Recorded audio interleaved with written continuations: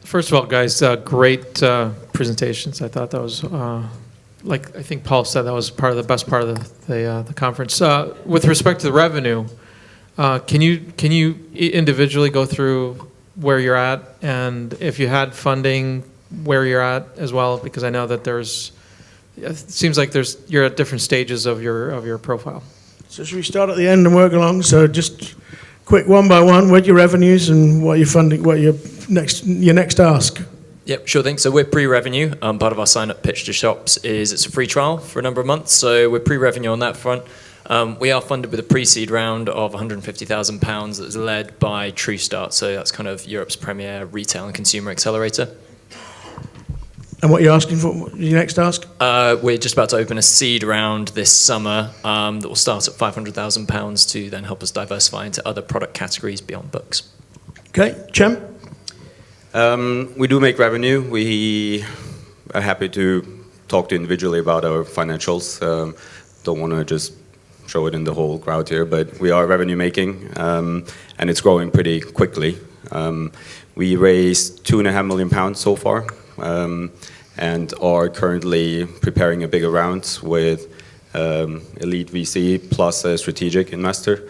And the money we are trying to raise is, to grow the team, sales. And so you have a fairly big team already, don't you?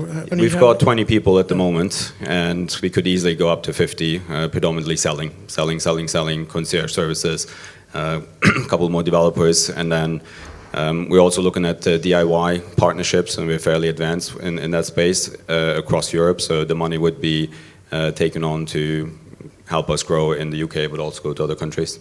But we have around 20 angel investors, some sort of serial entrepreneurs, co-founders of LendInvest invested. We have a couple of Goldman Sachs partners in the mortgage and lending space. We have 10 Capital in New York that put some money in.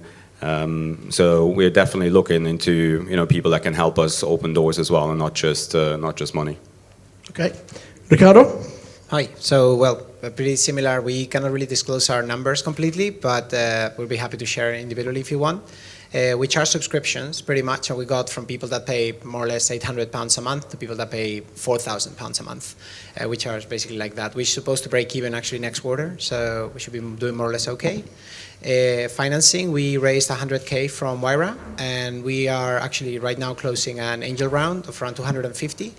Our plan is to do a seed round more towards the end of the year, where we want to have a fund, but we will still want to leave some space to angels, because we think angels basically bring a bit more of the hands-on thing versus funds bring more of the rest of the power.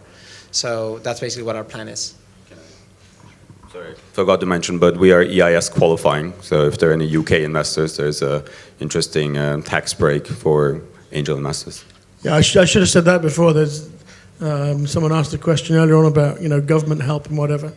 Certainly the UK government puts very attractive tax breaks in for investors who invest in startups. We have enterprise investment scheme and also a seed enterprise investment scheme where you can claim pretty heavy, pretty generous tax relief on up to 150k investment.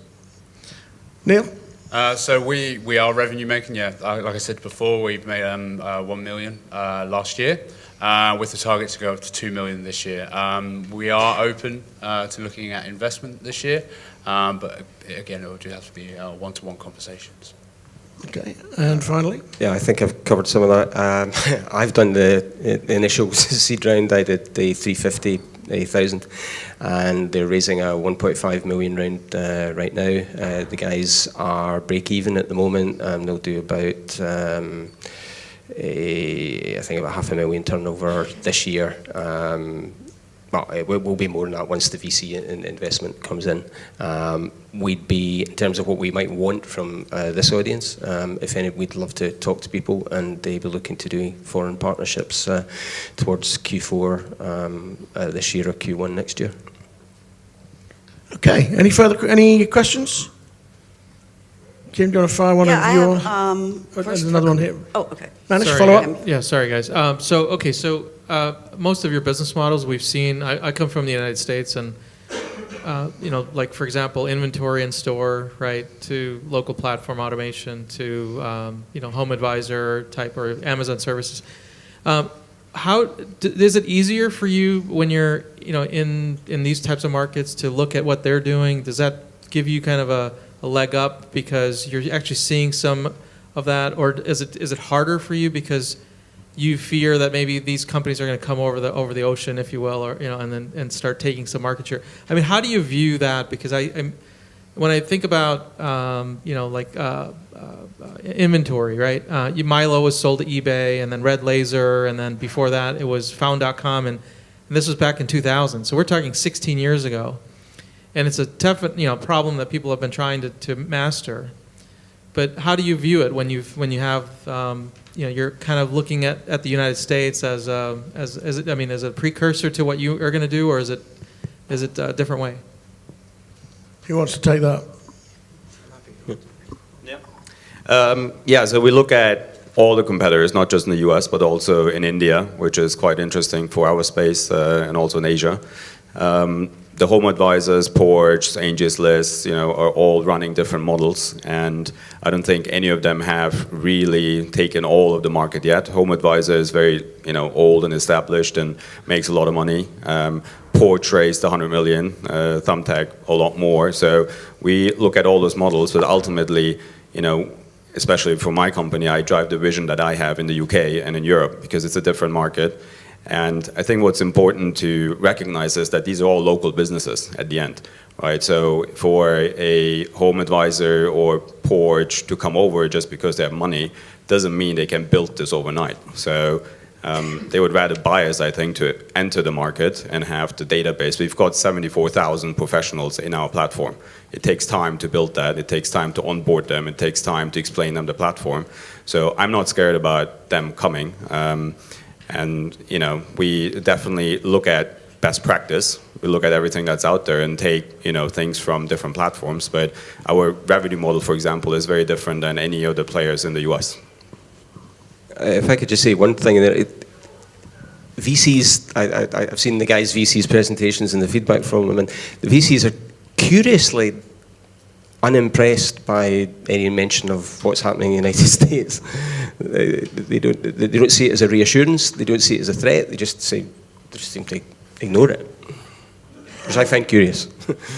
Yep, and if I may add to one thing, in this case, there's also a small point to, we think some people here are attacking a very, very big market, but there's actually space for more than one player for a start.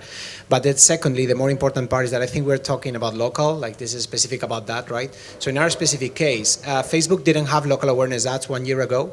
Google only had location extensions and My Business API 3 months ago. So basically anything that you have a system player playing for the last 11 years, say, doing something, like in the Tron movie, I don't know if you saw it, but the game has changed.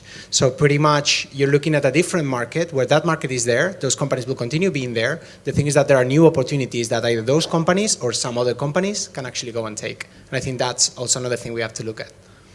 Okay, final question from you, Kim. Managed took some of mine, so. Anyway, Sorry, no, I Kim. just, Ricardo, I liked that. If I'm standing in the SMB, if I'm a small shop or have a business, but how are you going to get to these people? Are you looking at partners and because that's practically impossible. Yeah, no, so in our case, for example, we started trying to do something that works for SMBs. I think SMBs is a really big and really unattended market. It's something that people are not paying enough attention to, but it's because of penetration, right? So we basically work more with chains at the moment. We talk with people that have 25 onwards locations. We're more focused on the enterprise market, not because it's the only place where we want to play, but because it's the place where you actually make the platforms particularly be interested in you. Once you get that facility, then yes, you can actually do an SMB product. And what we're looking is actually this year try to experiment on that through partners, because we don't think we are going to ever have the manpower to actually reach there. That is actually better done by people who are more experienced doing that. But partners could be a way, yeah. Well, folks, I think we've pretty much hit time, but I think those of you who've stayed have seen, I think, a really great session with some fantastic presentations, and I'd like you to put your hands together for these 5 gentlemen.